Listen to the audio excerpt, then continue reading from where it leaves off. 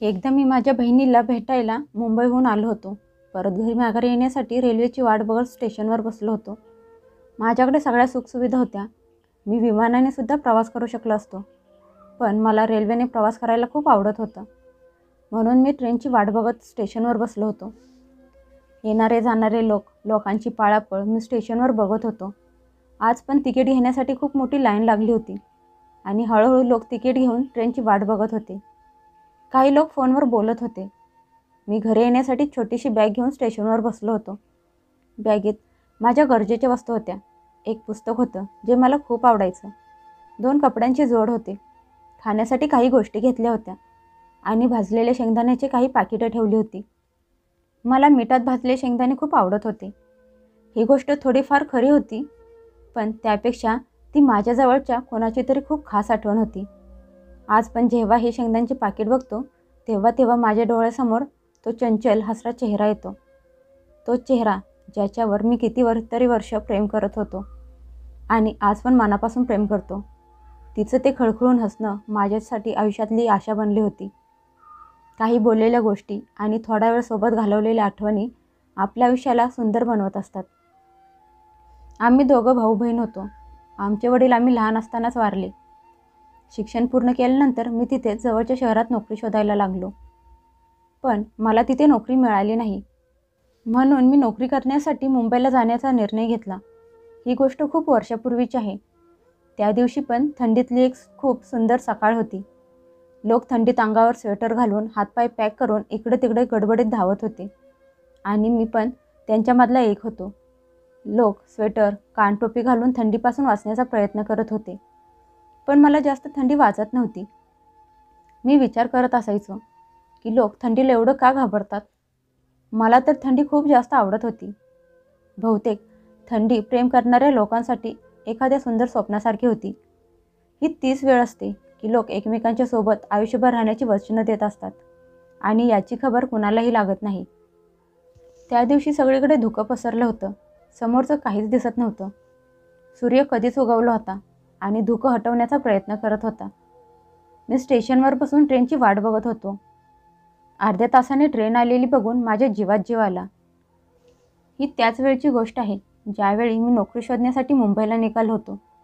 माझ्या एका मित्राने मला सांगितलं होतं की मुंबईला लगेच नोकरी मिळते.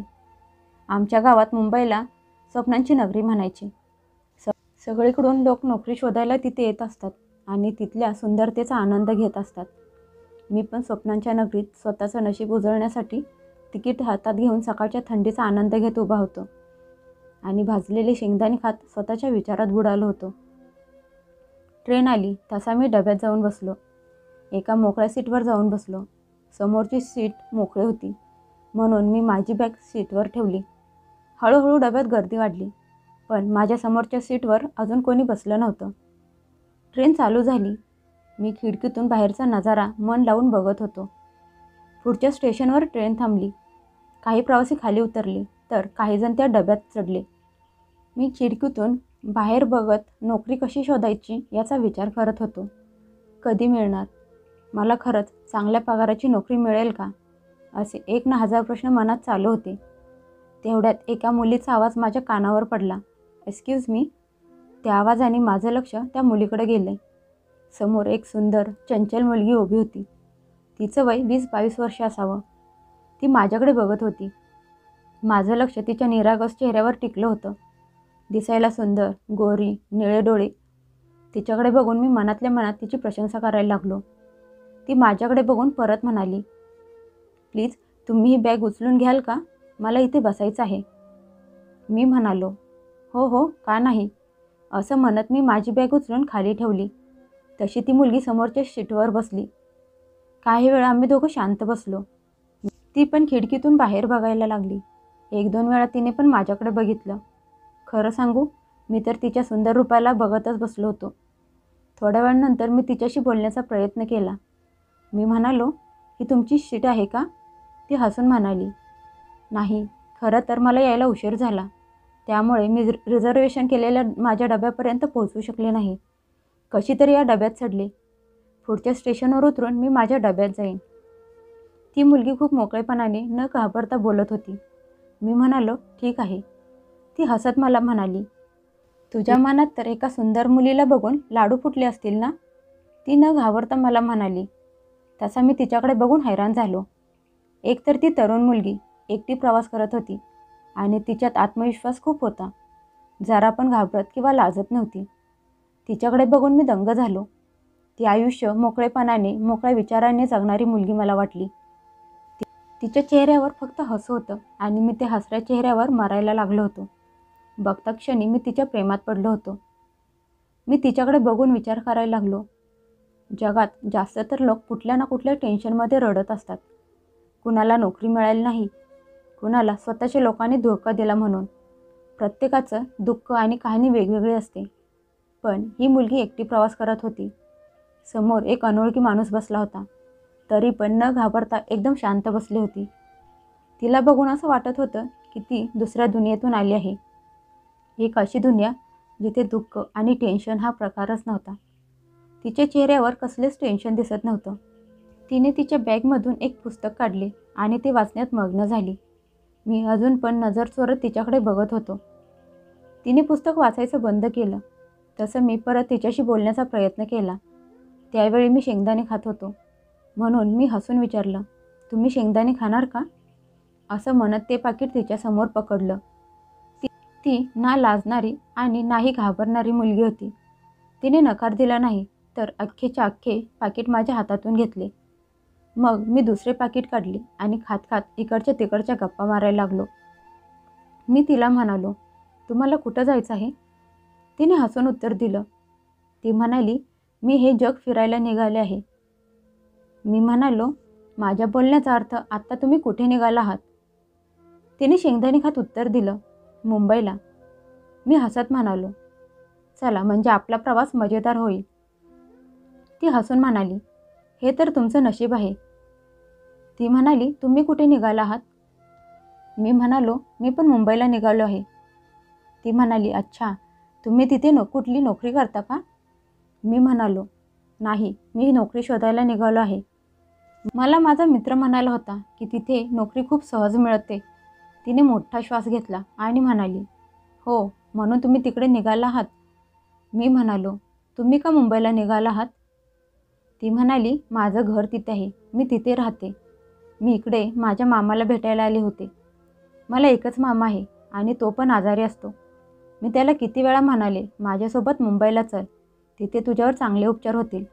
पण तो माझं काहीच ऐकत नाही.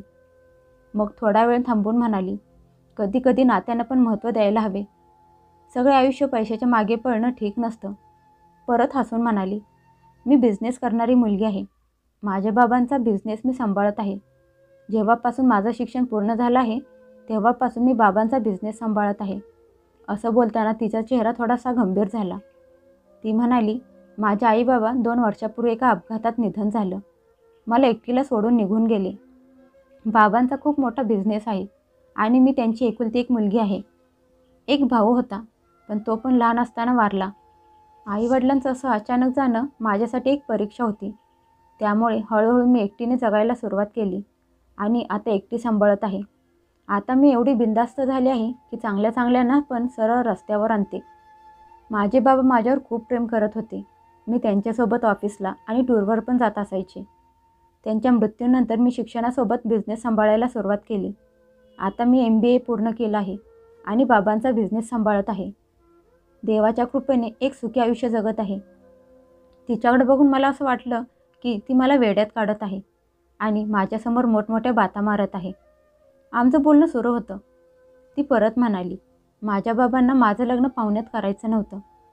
बाबांनाच काय, पण अजूनपर्यंत मला समजणारा प्रेमळ स्वभावाचा मुलगा भेटला नाही.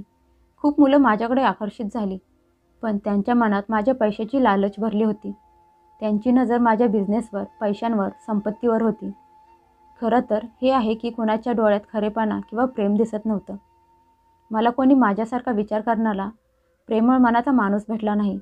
जो पण भेटला तो लालची निघाला. मला तर असा जीवनसाथी हवा आहे जो प्रेमळ, खरा आणि इमानदार असावा. माझे आईवडील वारल्यानंतर मी माझे सगळं लक्ष बिझनेसकडे दिलं. आता मी खूप खुश आहे, कारण मी आता स्वतःसाठी जगत आहे. तिचं असं म्हणणं आहे की दुःख आणि टेन्शन डोक्यावर घेऊन आयुष्यात काहीच मिळत नाही. 4 दिवसांचं आयुष्य आहे. माणसानं हसत आनंदाने जगायला हवं आणि याच विचारांमुळे ती बघावं तेव्हा हसत आनंदात असते. काम करून कंटाळा आला की फिरायला बाहेर येते. गावातल्या लोकांना भेटून त्यांच्याशी गप्पा मारून तिला जो आनंद मिळतो तो ती शब्दात सांगू शकत नाही. ती हा विचार करते की स्वतःला दुःखात बुडवून घेऊन माणसाला मिळतं तरी काय, आणि हेच तिचं आयुष्य आहे. आत्तापर्यंत तिनं मला माझं नाव पण विचारलं नव्हतं. आत्तापर्यंत ती मला तुम्ही बोलत होती आणि आता अचानक मला तू म्हणायला लागली. खरं तर मला पण तिला तिचं नाव विचारायची हिंमत झाली नव्हती. तिला असं बोलताना हसताना बघून मला छान वाटायचं. मी तिला म्हणालो, मी एका गरीब कुटुंबातला मुलगा आहे. मला वडील नाहीत. माझ्या आईने खूप मेहनतीने मला वाढवलं, शिकवलं आहे. आता ती सारखी आजारी असते. मी नोकरी शोधायला सारखा इकडे तिकडे फिरत असतो. आम्ही दोघं भाऊ बहीण आहोत. बहिणीचं लग्न झालं आहे आणि आईला गावाकडे एकटीला सोडून नोकरी शोधायला मुंबईला निघालो आहे. स्वतःला आणि आईला जिवंत ठेवण्यासाठी संघर्ष करत आहे. ही असं माझं आयुष्य सुरू आहे. आता सगळं देवावर सोडलं आहे. असं म्हणत मी शांत बसलो तशी ती हसायला लागली. मी नाराज होऊन तिला म्हणालो, तू माझ्या गरिबीवर हसत आहेस का? ती म्हणाली, अरे तसे नाही, मी तर तुझ्यावर हसत आहे. एक पुरुष असून पण परिस्थितीशी लढण्याऐवजी तू निराश होऊन बसला आहेस. एक पुरुष असून असं निराश झालेला तू चांगला दिसत नाहीस. तुझ्या चेहऱ्यावर उदासपणा स्पष्ट दिसत आहे. अजून तू तरुण आहेस, शिकलेला आहेस, मग निराश का होत आहेस? आमचं बोलणं चालू होतं तोपर्यंत ट्रेन स्टेशनवर थांबली. मी खायला आणायला खाली उतरायला उठलो आणि तिला तिथेच बसायला सांगितलं. ट्रेनमध्ये चहा, वडापाव अजून खूप काही विकायला आलं होतं, पण मी त्यातलं काहीच घेतलं नव्हतं. मी फक्त शेंगदाणे खात होतो. मी खाली उतरणार होतो तोपर्यंत तिने मला थांबवलं आणि म्हणाली, थांब, मी जाते. आजकाल मुलींचं खूप चालतं. मी सुंदर आहे. तू बघ, या गर्दीत मला सगळ्यात अगोदर वस्तू मिळतील. असं म्हणत तिरक्या नजरेने माझ्याकडे बघून हसायला लागली. बहुतेक तिचं बोलणं माझ्या मनाला टोचलं होतं. ती खाली उतरली आणि जे बोलली होती ते करून दाखवलं. येणारे जाणारे विकणारे सगळे तिच्याकडेच बघत होते, जणू तो दुसरा कुठला तरी प्राणी आहे. ती बाहेर पण हसत होती आणि मी आतपासून सगळं बघत होतो आणि मनातल्या मनात पुरुषांच्या मानसिकतेवर पण हैराण होत होतो. स्वतःच्या घरातल्या बाईसाठी काही करत नाहीत आणि दुसऱ्या बाईच्या मागे दिवाने होऊन फिरत असतात. थोड्या वेळाने ती परत आली. तिच्या हातात फक्त भाजलेले शेंगदाण्यांची पाकिटे होती. ते बघून मी हैराण झालो. मी म्हणालो, एवढी पाकिटं? ती म्हणाली, हो, मला माहीत आहे तुला भाजलेले शेंगदाणे खूप आवडतात आणि रस्त्यात बोलताना तू कितीतरी पाकिटं संपवली आहेस. हे धर माझ्याकडून तुझ्यासाठी. प्रवासात तुझ्या उपयोगी पडतील. मला जरा वाईट वाटलं. मी म्हणालो, तू माझ्या गरिबीची चेष्टा करत आहेस का? मला नको आहे. मला उदास झालेलं बघून ती खूप प्रेमाने म्हणाली, तू पण किती वेडा आहेस. मी तुझ्या गरिबीची चेष्टा का उडवेन? मी तर फक्त तुला आवडतात म्हणून घेऊन आली आहे. मी पण तुझ्याकडून एक पाकिट घेतलं होतं ना. ट्रेन चालू झाली, पण आमच्यामधले बोलणं संपलंच नव्हतं. खूप स्टेशन येऊन गेली, पण तिने तिच्या डब्यात जाण्याचं नाव घेतलं नाही. पण खरं सांगू, मला पण तिची साथ हवी होती. तिच्याशी बोलायला छान वाटत होतं. तरी पण मी तिला विचारलं, तुम्हाला तुमच्या डब्यात जायचं नाही का? ती म्हणाली, एवढी छान सोबत मिळाली आहे, मग कुठली वेडी मुलगी त्याला सोडून जायचा विचार करेल? मी तिचं उत्तर ऐकून हैराण झालो. एक मुलगी असून एवढ्या बिनधास्तपणे बोलत होती. असं बोलणं आजपर्यंत मी फक्त पुरुषांच्या तोंडातून ऐकलं होतं. मी हसायला लागलो. किती छान सोबत प्रवासात मिळाली होती. मी मनात म्हणालो, प्रत्येकाला प्रवासात अशी सोबत मिळत नाही. गप्पा मारता मारता एवढा लांबचा प्रवास कधी संपला कळाला पण नाही. आता आमचं उतरण्याचं स्टेशन जवळ आलं होतं. मन बेचैन होत होतं. मन म्हणत होतं की ट्रेन अशीच चालत राहावी. तिच्याशी मी असंच गप्पा मारत बसावं आणि हा प्रवास कधीच संपू नये. पण हे पण तेवढंच खरं होतं की आमच्या दोघांना आपापल्या रस्त्याने जायचं होतं. ट्रेन स्टेशनवर थांबली. लोक खाली उतरायला लागले. मी पण माझी बॅग उचलली. ती पण उठून उभी राहिली. दोघं सोबत खाली उतरलो आणि स्टेशनवरून बाहेर आलो. मी तिला बाय म्हणालो, पण माझे पाय जागेवरून हलतच नव्हते आणि माझ्या मनाची अवस्था अशी होती की एखादी किमती वस्तू माझ्या हातातून निसटून निघाली आहे. मी परत मागे वळून म्हणालो, ठीक आहे, आता मी जातो. देवाच्या मनात असेल तर आयुष्यात परत कुठल्या तरी वळणावर आपली भेट नक्की होईल. ती हसून म्हणाली, कुठे निघाला आहेस? तिचं बोलणं ऐकून मी चकित झालो. पुढच्या क्षणाला हसत म्हणालो, अजून कुठे? नोकरी शोधायला. ती लगेच म्हणाली, अरे वेड्या, नोकरी स्वतः चालत तुझ्याजवळ आली आहे आणि तू तिला सोडून दुसरीकडे शोधायला निघाला आहेस. मूर्ख कुठला. नोकरी तर तुझ्यासमोर उभी आहे. प्रवासात पण ती मला अशीच काहीतरी प्रेमाने बोलत होती. ती परत म्हणाली, तुला दुसरीकडे नोकरी शोधायची गरज नाही. मी तुला नोकरी देते. तू शिकलेला समजूतदार आहेस. तुझ्या बोलण्यावरून मला अंदाज आला होता की तू साफ मनाचा आहेस. मला माझ्या बिझनेसमध्ये तुझ्यासारख्या इमानदार माणसाची गरज आहे. असं म्हणत तिने तिच्या ड्रायव्हरला फोन केला.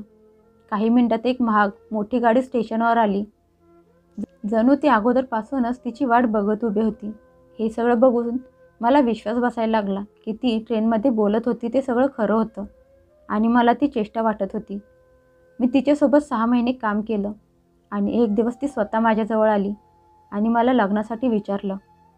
अगोदर मला असं वाटलं की ती माझी चेष्टा करत आहे, पण तिने खूप गंभीर होऊन मला सांगितलं की तिला माझ्यासोबत लग्न करायचं आहे.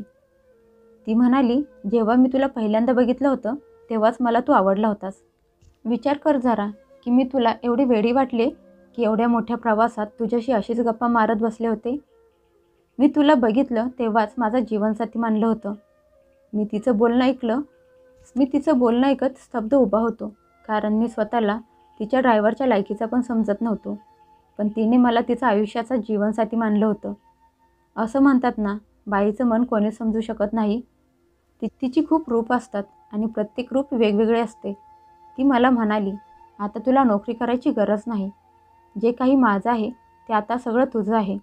मी ह्या 6 महिन्यात तुला चांगलं पारखलं आहे आणि तुला आयुष्यभरासाठी स्वतःचं मानलं आहे. सांग, तुला हे मान्य आहे का? माझ्या तर तोंडातून शब्दच बाहेर येत नव्हते. मी कसा काय तिला नकार देऊ शकत होतो? नशीब स्वतः चालत माझ्याजवळ आलं होतं आणि मला ते माझ्यापासून लांब जाऊ द्यायचं नव्हतं. ती जे बोलली तिने ते करून दाखवलं. 3 महिन्यातच आमच्या दोघांचं लग्न झालं आणि अशा पद्धतीने आम्ही दोघं नवरा बायको झालो. एका सुंदर नात्यात कायमचं बांधलं गेलो. मी स्वतःच्या नशिबावर हैराण होतो की हे सगळं माझ्यासोबत झालं होतं. आमचं आयुष्य सुखात आनंदात जायला लागलं. तिने माझ्यासारख्या साध्या सरळ माणसाला इज्जत दिली, एवढं प्रेम दिलं, एक छान बायको बनवून दाखवलं. देवाने अगोदर आम्हाला एक मुलगा आणि नंतर मुलीच्या रूपात लक्ष्मी आमच्या घरात आली. मी आता कायमचा मुंबईकर झालो होतो. आईला माझ्या जवळ घेऊन आलो. लग्नाच्या 3 वर्षानंतर आई मला सोडून गेली. त्यावेळी तिने माझी खूप काळजी घेतली, साथ दिली. ती नसती तर मी पूर्णपणे तुटून गेलो असतो. पण नशिबाला दुसरंच काहीतरी मंजूर होतं.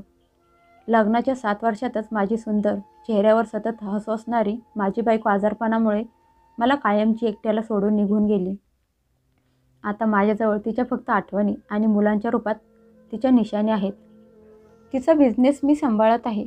माझी मुलगी 12वीला आहे आणि मुलगा पुढच्या शिक्षणासाठी बाहेरच्या देशात गेला आहे.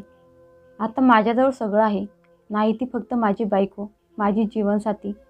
तिनं मला पूर्णपणे बदलून टाकलं. गरिबीमधून उचलून महालात आणून ठेवलं. मला माहीत आहे ती अशा जगात गेली आहे जिथून ती परत कधीच येणार नाही. पण हो, मी कधीतरी तिच्याजवळ नक्की जाईन. तिथे जाऊन एक दिवस तिला नक्की भेटेन. माझ्या बायकोला, माझ्या जीवनसाथीला.